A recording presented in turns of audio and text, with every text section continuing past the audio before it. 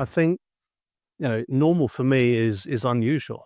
That's why I use this phrase, business as unusual, and I even wrote a book under that name because, quite frankly, I was a bit fed up with people saying, when we get back to business as usual. Businesses, ever since the pandemic, hasn't been hasn't gone back to the way it was because the goalposts just keep moving. Welcome back to the Business Behind Your Business podcast. I'm your host, Paul Sweeney, and excited to be here with you again today. And as always, we've got a great expert lined up to share some insights on some of the key things that you need to be aware of in your business and also the opportunities for you. And when I talk about opportunities, we're still in this phase where I think many businesses are still feeling disrupted. We're 4 years on from COVID or 5 years on from COVID, and we went through periods of great change, great upheaval, great uncertainty, and buzzwords like the new normal, pivoting, change management or having to cope with change came out. But the reality of it is we're still constantly being faced with change, changing legislation, changing conditions, changing supply. What is normal? Does normal actually exist? And I guess today is probably put a different spin on that whole concept that business is unusual and how do we manage that? So today we're privileged to have Rick Yvanovich, the CEO of TRG International. Rick's a chief master coach, serial entrepreneur, an author and a speaker, and continues to focus on professionals, but has some great advice for us business owners and leaders. And look, Rick, what are some of the key things that get you excited about speaking to business owners and leaders? Great question. And first, thanks for having me on this podcast, Paul. And before I answer that question, I'd first like to quickly share a core belief that I hold dear, which might help reframe things. I believe that we all have this potential to be architects of change. And what I mean by that is, as you've introduced, we're in this era that is really defined by constant transformation. And the issue is that our task is not just to keep up, but we need to actively shape the path forward. Every day, our actions, whether they're big or small, they shape our future. And as we discuss this business as unusual topic today, Paul, I want everybody listening to remember this. You are your brand, and every single decision that you make is part of your unique story that you're crafting for yourself. How you react, how you adapt, and how you innovate in the face of all of this crazy change that we're facing will define your story and your legacy. It's this belief that each of us needs to aim for what I call balanced fulfillment. It's the cornerstone of my work. It's actually my life purpose. So as we dive into our conversation today, Paul, let's not just think about adapting to change, but how we can define it. After all, when we each embrace our unique qualities and strive for that personal growth, we're not just participants, but we're catalysts in our ever-changing business as unusual world. So let's get started, Paul. Absolutely. Because I think we were talking about this before, that everybody was saying during this period of COVID, and we had that initial period of lockdowns and pandemics, and then we've had, I guess, a couple of years of recovery, and people are saying, like, when are we going to get back to normal? We're seeing business owners are requesting their staff to come back into the office. People are wanting to go back to what they consider normal, but there is no such thing as a normal business. Business is not everyday, usual, the same. There are different constant changes, whether it be from legislation, economic, customers. Is it unrealistic to expect that we would have a normal business environment these days? It's a great question. I mean, what's normal? I think, normal for me is unusual. That's why I use this phrase, business as unusual, and I even wrote a book under that name because, quite frankly, I was a bit fed up with people saying, when we get back to business as usual. Businesses, ever since the pandemic, hasn't gone back to the way it was because the goalposts just keep moving.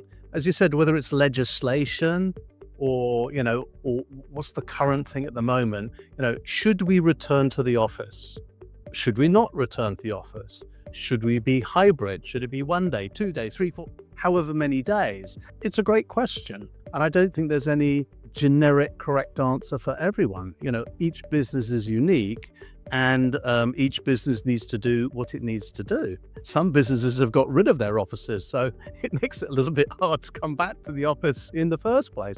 So to me, what's the new normal? The new normal is, there's nothing normal about it. It's the fact that we are going to be constantly bombarded by accelerating change. In the last 2 years, we've seen what generative AI has been doing, and that was a big shocker to the world. And just when people thought they might have grasped what that all means, we have some other advances in AI, which is causing even more shocks in the world.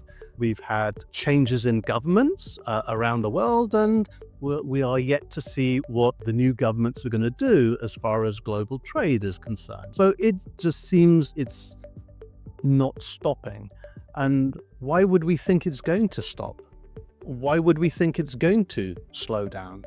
I mean, with all the technological resources that we have available to ourselves, things just seem to be going faster and faster and faster.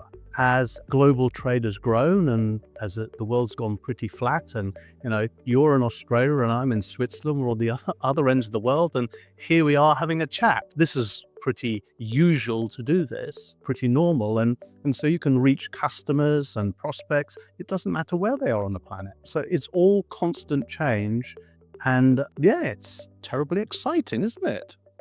Yeah, it is. Look, there's a lot of people that I've spoke to in this period, and I also think back to 2008 with the global financial crisis, and we had similar concepts happening.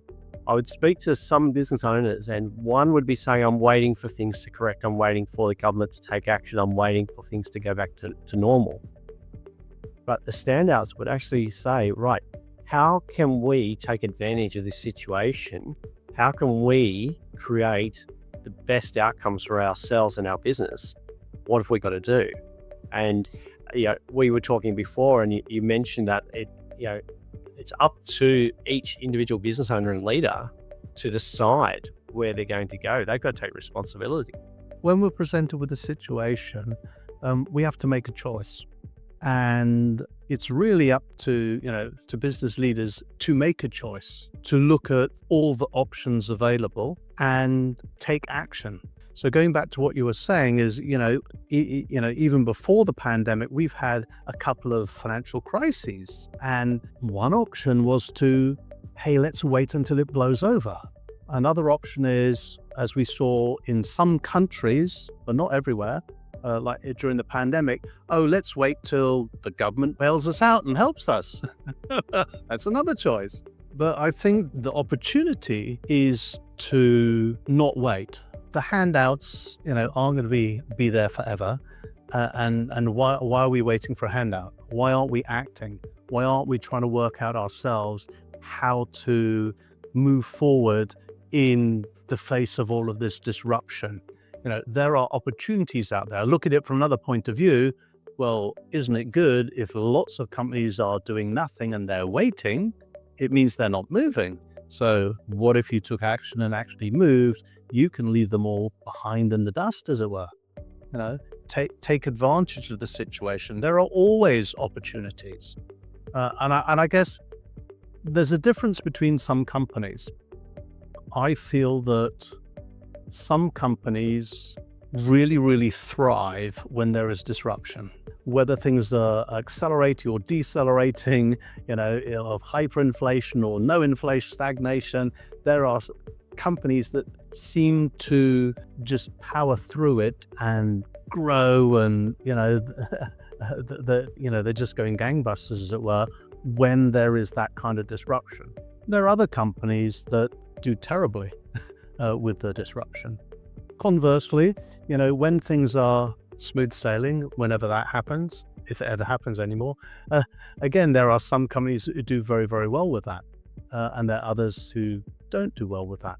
So I feel there's no generic formula that one size fits all. It really, really does depend on the nature of your company, and is really actually driven by the mindset, the attitude of the people running that organization. Okay. Personally, I'd rather take action in the face of any change rather than act like a deer in the headlights and just don't move. Absolutely. You've mentioned the book, Business as Unusual, and the tagline there is how to thrive in the new renaissance. And I guess really it's what is the idea behind that is that as a business owner, you are in charge of the decisions you make and the outcomes that you're going to achieve. What are you suggesting are some of the key things? Like you mentioned the mindset of the owner. What are the key drivers to actually be a thriving business in this unusual environment? To survive these things, it means we need to be a sustainable business. So we need to be able to not roll over and die when all these shocks hit us. So I'd say in the past, or maybe, I'm an accountant by training, and I was schooled in, I don't know, it's always growth. Whenever I put a budget together for any company I work for, funny enough, it's always growth, isn't it? Growth. But, in reality, you can't grow forever. Okay. And if we look at, statistics, we actually look at longevity of companies. Well, a lot of companies don't make it even to 10 years. They don't even make it to double digits. And when we look at, stock exchanges around the world, we see a lot of companies are disappearing off them. The speed at which they're disappearing and dying seems to be accelerating. So in this concept of business unusual, as far as a business leader is concerned, it's not actually about growth. It's about survival.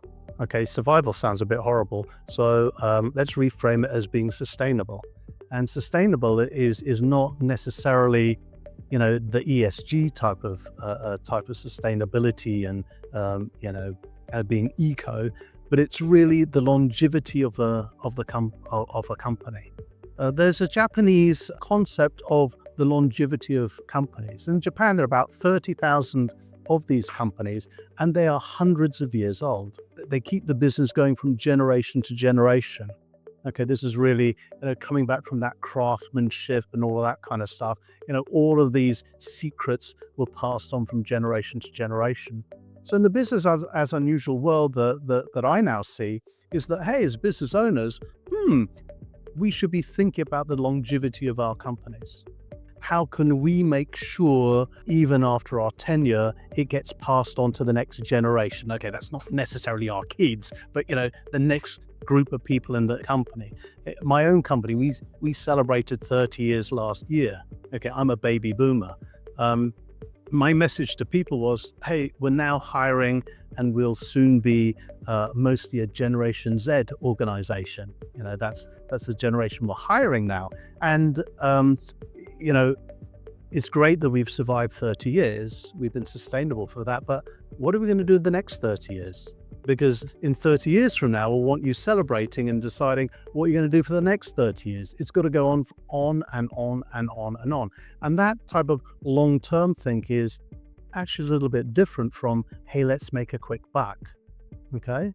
And to me, it's very, very much linked to the mindset of people, because I believe the longevity of a company, if we get it right, is actually driven by the people. Okay, we need to look after the people. We need to grow the people, because after all, these are the people we're going to be handing it over to. So why wouldn't you do that? If it was a family-owned business, you would be training up and passing it on to your kids and their kids. But in a non-familiar way, we're handing it on to the next custodians of the company. So you're talking about the balance from pursuing quick financial gain to achieving that sustainable growth over the long term by investing in the people that drive the company, and not just the current people but the future people. Yeah, because at the end of the day, as things change, knowledge changes, technology changes, what we know today becomes a bit redundant. Okay. So we got to be learning, keep on learning. So we have to grow ourselves, and we have to grow the individuals in our company. So we have the mindset, we have the tool set to be able to run the business and do what we need to do. So it is about knowledge, it's about gaining the knowledge, it's about the tools that we use. As you summarize, it is looking for the long term. If we can remember back, say 10 years, we were talking about the disruption going in the market by these sort of young upstart companies, people like Grab. Remember ride sharing when that first came in, and the Grabs and the Ubers, those companies popping up? That was a shock, a big shock. Okay, because nobody ever thought of that before, and they were completely disrupting industries. And maybe that was at the sort of the beginning of what was the Industrial Revolution 4, which has been around for 2 decades, and we were talking probably more about it only 10 years ago. And all of that change and disruption, I don't know if people have forgotten about it because we've been hit with yet another disruption with COVID, but it hasn't stopped. It's just getting faster and faster and faster. There's a whole wave of them that comes in and disrupts the market, but not all of them survive. Okay. Maybe, some of them, because they're startups, they're going for that quick buck, that rapid growth, their hockey stick or whatever they're after, the huge exit, they're pursuing maybe profit. I personally don't ascribe to that. I prefer the longevity of the company, and providing the security to all the stakeholders. Absolutely. So we're looking at that longer term growth, that sustainable process. So I guess really the key driver of that is the approach of the business owner, the business leaders, the mindset that they take. And for many business owners, they've come from that very much a survival mode, get through, survive, as you mentioned. But now we're looking at, well, how do we achieve, I guess, a great business, but having to adapt to unusual circumstances, because there is no normal, constant change. What are the key things that we need to be focusing on to get that right? I believe we need to remain curious. We need to continually challenge what we're doing. How can we make it better? Can we run more effectively? Can we run more efficiently? Just because we're doing well in markets A, B, and C doesn't mean we'll be doing well in markets A, B, and C forever. What are the threats? There've got to be some threats lurking around there. But more importantly, what are the opportunities? I think a lot of startups can become overly reliant on a few customers. It's that 80-20 rule. There's a handful of customers and they're a significant chunk of your business. Well, what if you lose them? All right. Now, I'm saying this from experience because in the last 30 years, I've made that mistake more than once. In fact, maybe 2 or 3 times. It's really sunk in now, And so, we put limits on any customer. The moment it's of a certain size, we know we must raise the red flag and say, I know it's great business and we love them and we have the best relationship ever. But what if, what if they get bought out by someone else? Oops. Or, anything can happen. So we really need to be aware of all the risks in our organization and not get too complacent. Yeah, you mentioned being curious and challenging the way that you do things and thinking, what can change, and we're seeing a bit of a consistent theme coming through some of the conversations we've been having lately. When we're talking with Bruce Gleason from Jones Partners Insolvency and Turnaround, that whole idea of being overly dependent on one customer, one supplier, came up as one of the critical warning signs that your business could potentially be in trouble. And talking about this need to have a plan for how you're going to deal with that situation where something happens to that one customer, or something happens to that supplier that you're relying on to supply all of your product. But I love the way you mentioned it, being curious about, what are the opportunities? What are the ways that we could do things differently? Because I think so many business owners who are clinging on to that idea of normal are still clinging on to the idea of, I like the way I used to do things that worked well for me, and that's the way we're going to keep doing things. Yeah, to pick up on that point is, and it's even worse if that's been a business owner for a while and has seen good success, seen good profitability. Life's good, right? And we don't want to shake our own boat, but the golden goose isn't going to carry on laying golden eggs all the time, unfortunately. So as business owners, do we have people around us who are challenging us, who are willing to say no to some of our wacky and crazy ideas? Are we able to have that great debate at that senior level of, what our strategy should be and all the options that are available? Because there are always lots of options, but we can't do them all. We all have the constraints of time and money and other resources. So how do we make that choice? Are we, with the older organizations with a very entrenched sort of leadership, are we accidentally falling into sort of groupthink? Do we have a support mechanism outside the organization? Do we have independent directors? Do we have independent advisors?